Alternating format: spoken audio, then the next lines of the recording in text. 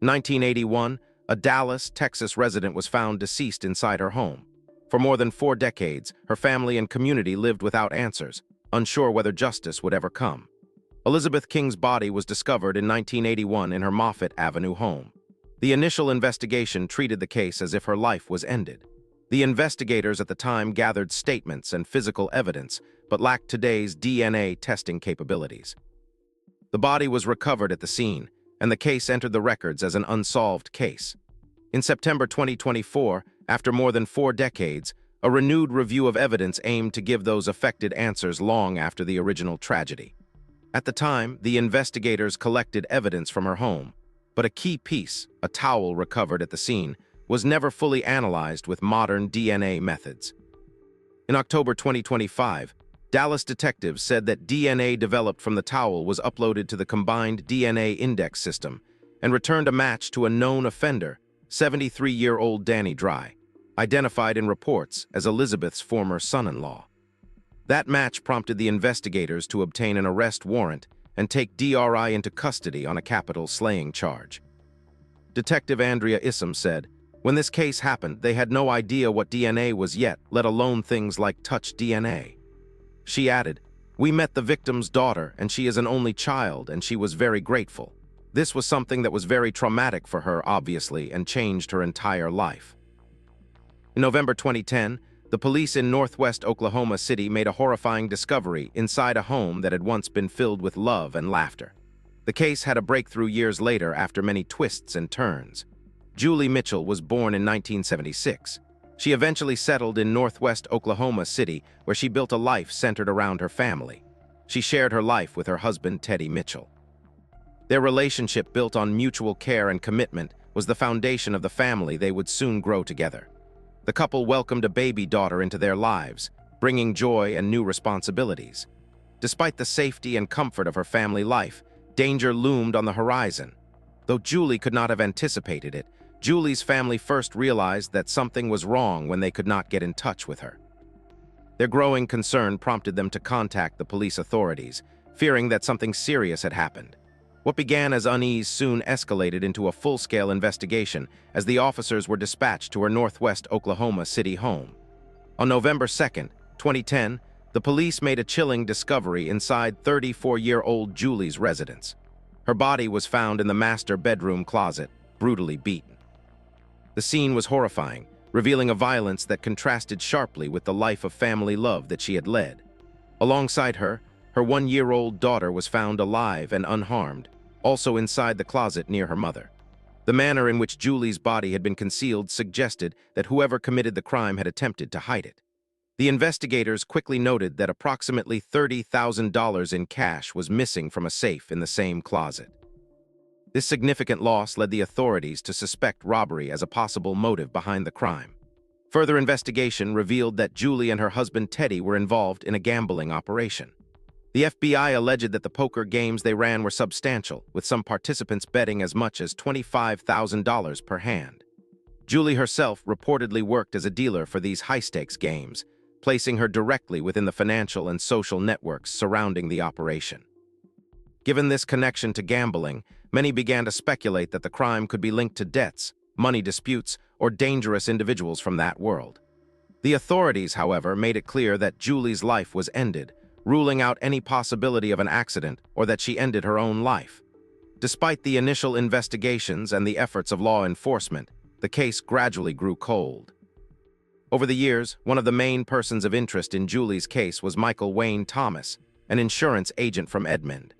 During the initial evidence sweep of the Mitchell home, the investigators reportedly found his company checkbook among the items collected. This connection immediately drew attention, though it was not enough to result in formal charges at the time. 2 years later, in 2012, the police conducted thorough searches of Thomas' home and office. They collected computers, DNA samples, and other materials that could potentially link him to the crime. Despite these efforts, no charges were ever filed against him, and he remained a person of interest rather than a formal suspect. The investigation continued with Thomas's involvement lingering as a key unanswered question in the case. 13 years later, in May 2025, 54-year-old Thomas agreed to speak with the investigators once again. At his request, The interview was conducted virtually on May 31st, allowing him to participate from a remote location. What began as a standard questioning session would take a shocking and tragic turn, forever marking the case with an unprecedented event in law enforcement history. Approximately 40 to 45 minutes into the virtual interview, Thomas unexpectedly produced a firearm and ended his own life. The act was reportedly captured on the video call, leaving the authorities and viewers stunned. The police described the incident as unprecedented, stating that in decades of interviewing suspects, they had never witnessed someone take their own life in the midst of questioning. Thomas's attorney, Ed Blau, said, "The phone landed right by his head, so we got to hear him pass away, hear the end rattle. It was as shocking and horrific as you can imagine." Following Thomas's demise, some family members, including Julie's husband, publicly stated their belief that he had been the perpetrator. In January 2014, Teddy Mitchell was sentenced to serve 27 months in federal prison for running an illegal gambling operation. He had been traveling to California at the time of his wife's demise. Despite the shocking events and the attention they brought, law enforcement has not closed the investigation. The officials maintain that the case remains open and that there may still be other persons of interest. In 1975, a 13-year-old girl walked away from her home in Long Beach, Long Island in New York, and never came back. For decades, her fate remained a mystery. In 1995, partial human remains were discovered in a riverbed along Highway 129, roughly 90 mi from San Francisco. The location of the find was remote, tucked away from major highways and residential areas, which made the discovery both shocking and mysterious. The authorities immediately recognized the need for a careful investigation, though the initial leads were limited. Early DNA testing was conducted on the remains, which at least confirmed that they belonged to a female. For decades, the officials were unable to identify who the remains belonged to. Despite their efforts, the case remained unresolved, leaving the identity of the deceased a mystery. In 2019, after more than 2 decades, the authorities decided to re-examine the case with modern forensic techniques. The remains were sent for additional testing, aiming to uncover details that earlier methods could not detect. The new forensic analysis included carbon dating, a method that allowed the investigators to estimate both the age of the remains and the time period in which the individual had lived. This testing provided a clearer picture of the historical context of the discovery, giving the authorities a better framework to identify the remains. The results revealed that the girl had been born in the 1960s and had lost her life sometime between 1977 and 1984. This timeline aligned with the known disappearance of certain missing persons from that era, offering the investigators a potential connection to unresolved cases. From 2022 to 2023, the Santa Cruz County Sheriff's Office worked closely with Athram. This partnership was formed to revisit cold cases and develop new investigative leads using advanced technology. In March 2025, through this renewed investigation and the use of forensic DNA techniques, authorities were finally able to identify the previously unknown remains as belonging to Laura Ali. Laura was born in the 1960s. She was originally from Queens, New York. A significant part of 13-year-old Laura's home life involved her relationship with her stepfather. Although the household was structured around this new parental figure, Laura and her siblings struggled in their interactions with him. The difficulties within that relationship created tension and shaped the atmosphere inside the family home. In 1975, Laura and her siblings decided to leave their home in Long Beach, Long Island. The tension with their stepfather had grown difficult for them to manage, and the ongoing conflict pushed all 4 children to walk away from the household. Over the following days, each of the siblings gradually made their way back home. One by one, they returned to familiar routines and the structure of their daily lives. However, Laura did not come back. Her absence became more noticeable as time passed, and the contrast between her return and that of her siblings became a source of deep concern. Her mother, increasingly worried about her daughter's safety, went to the police authorities to report her missing. Filing the missing person report marked the beginning of a formal effort to locate Laura. During this time, a letter from Laura reached her mother. In the message, she explained that she would not return home as long as her stepfather continued living there. The letter was brief but clear, revealing the firm boundary Laura felt that she needed to set. While the message provided some insight into her feelings, it did not indicate where she had gone. The police authorities initiated their investigation into Laura's whereabouts, working with the limited information available. Their efforts focused on tracing her steps and trying to understand where she might have gone after leaving the family home. As the search continued, uncertainty surrounded every lead and progress remained slow. While the investigation was still active, Laura's mother and stepfather separated a year later. The change in the household structure came too late, as Laura never learned about the separation. After nearly 50 years, her family received long-awaited confirmation of her identity. The discovery brought a measure of closure regarding who the remains belonged to. Though many questions remained unanswered, it remains unclear how Laura, a teenager from New York, ended up in California or what events led to her end. The circumstances of her disappearance and the factors that brought her so far from home are still unknown. This uncertainty continues to challenge the investigators as they attempt to piece together her final movements. The sheriff's office expressed deep gratitude for the role Aram played in the investigation. The officials stated that they were thankful for the partnership and for the application of modern forensic advancements which had provided long-awaited answers for Laura's family. Despite the identification, the circumstances surrounding Laura's demise remain under active investigation. The Santa Cruz County Sheriff's Office has urged anyone with information related to the case to come forward, calling 800-314-71121. The investigators hope that tips from the public may help fill in the missing pieces of Laura's story. In June 2006, a woman went missing in Wisconsin Rapids, Wisconsin. In March 2007, another woman went missing in Ava, Missouri. The cases were linked years later. Deidre Harm was born in 1985 and grew up in Wisconsin Rapids. As a young single mother, Deidre devoted herself entirely to raising her baby daughter. Rene Williams was born a decade earlier in 1975 and spent her early years in rural Missouri. She eventually settled in the Ava area. Rene was a devoted mother of 3 children, placing their needs and well-being at the forefront of her life. She balanced the responsibilities of motherhood with her work at the Eagles Lodge, where she served as a bartender. At the time, both Deidre and Rene were living their lives quietly, focused on raising their children and managing their households.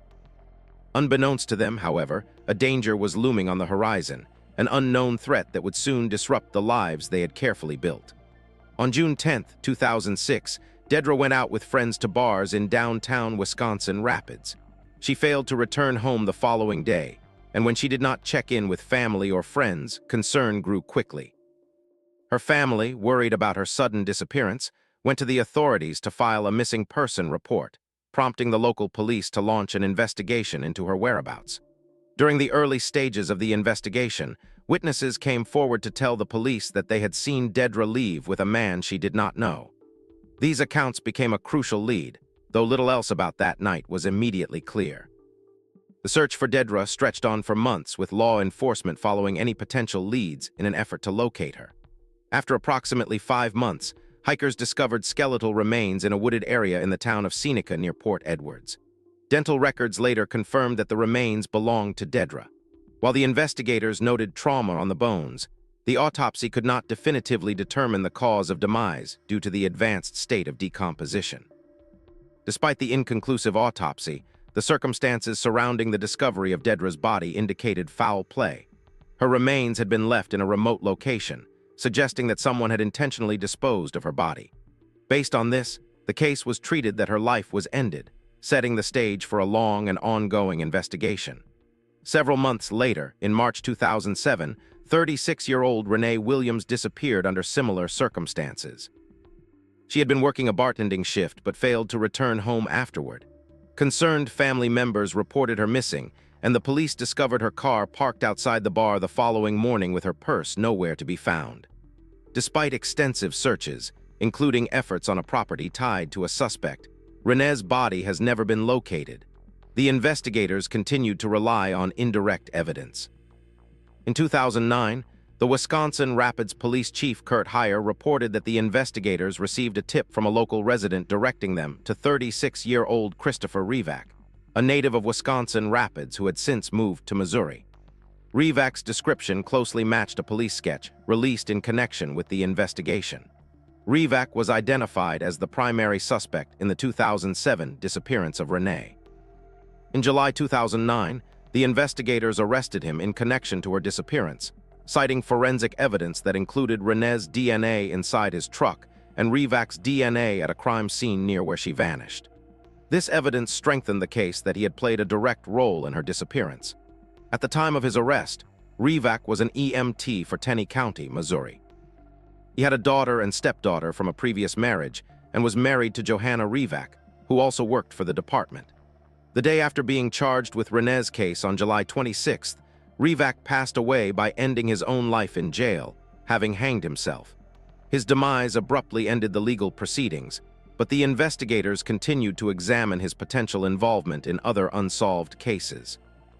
Later, in a 26-page handwritten letter, Johanna described that under immense pressure and fear of her husband, she helped load Rene's body into their truck days after her demise. Even in his absence, law enforcement sought to understand the full scope of his actions and any additional victims. The investigators began to focus on Rivak's possible connection to Deidre's disappearance. Records of his work leave combined with statements from family members placed him in Wisconsin Rapids the weekend Deidre went missing. The authorities also noted striking similarities between the two cases. Young women last seen leaving bars, vanishing without a trace, and the potential disposal of their bodies in remote areas. Despite the suspicions and leads, the police could not definitively conclude that he was the perpetrator, and the case went cold. In October 2025, after 16 years went by, the local prosecutor announced that had Rivak still been alive, he would have been formally charged with Deidre Harm's case. Local District Attorney Jonathan Barnett said, "I consider this case closed. I believe I had enough to charge, and if Mr. Rivak were still alive, win at trial." The case underscored the chilling pattern of his alleged actions, linking multiple disappearances across state lines and highlighting the ongoing efforts of law enforcement to seek justice for the victims and their families. Wood County Sheriff Sean Becker said, "We are still looking for some more information. There is no doubt in my mind who I believe did this, Chris Rivak. Nothing is going to change my mind to say that he did not." The Douglas County Sheriff has suggested that Rivak may have been responsible for a total of 4 ends across several states. He has been named a person of interest in the 1995 disappearance of Iowa news anchor 27-year-old Jody Husentrut as well. In March 2020, a 23-year-old single mother failed to return home in Enshawa, New Hampshire. The case, marked by years of uncertainty and tireless search efforts, revealed the fragility of life and the enduring devotion of family in the face of tragedy. Amanda Grazewski grew up in NSHWA, New Hampshire. As she moved into her teenage years, she began struggling with substance use, a challenge that continued into adulthood. These struggles became a long-term part of her life, creating obstacles that she had to navigate repeatedly. Amanda was also a single mother. Although she lived in Enshawa, Amanda was known to spend time in several nearby cities, including Salem, Manchester, and Hooksett. Despite moving around these areas frequently, she did not have her own vehicle or regular access to transportation. This meant she often relied on others or alternative methods to travel, which could make navigating her daily life more difficult. Amanda had ongoing legal cases connected to substance-related accusations. These included charges involving controlled substances and allegations that she had supplied heroin to an undercover detective in December 2018. Alongside these legal issues, she was also involved in prostitution using online postings to connect with clients. These circumstances placed her in vulnerable situations where her safety could be harder to maintain. On March 17, 2020, Amanda did not return home as expected, which immediately caused concern among those close to her. When she remained out of contact, one of her family members went to the local authorities to request a missing person report. This step marked the official beginning of the search for Amanda, as her disappearance did not match her usual routines. After the report was filed, the police officers began their investigation by gathering information about Amanda's recent movements. Their first priority was to understand where she had last been seen and who she had been spending time with. By tracing her recent locations, they hoped to form a timeline that could guide their next steps. Establishing this timeline was essential since details from the earliest moments of a disappearance can significantly influence the direction of a case. As they continued their inquiries, the investigators learned that Amanda had been staying at a friend's residence on Birch Street in Derry, New Hampshire. This location became a central point in the early investigation, offering the most recent confirmed sighting of her. The officers focused on learning what happened during her time at the house and whether anyone there had information that could help explain her sudden absence. According to what the police learned, Amanda reportedly left the house early that morning. What made this detail particularly troubling was that she did not take her purse, phone, or any of her personal items with her. Leaving behind essential belongings raised additional questions and deepened concerns about her situation. These circumstances led the investigators to wonder whether she had planned to step outside briefly or if something unexpected occurred. The police later discovered a delay in reporting Amanda missing. Although she was last seen leaving the friend's home, the people present did not notify the authorities immediately. Instead, approximately 48 hours passed before her disappearance was formally reported. This delay created challenges for the investigators, as those early hours could have offered clearer clues about her whereabouts or direction of travel. Over the years, the Derry Police Department conducted extensive search operations to locate Amanda. Their efforts included organized grid searches, K-9 sweeps, and the use of drones to cover difficult-to-access areas. These operations demonstrated a sustained commitment to finding answers as the officers methodically examined locations where Amanda might have been. Amanda's family remained deeply involved in the search.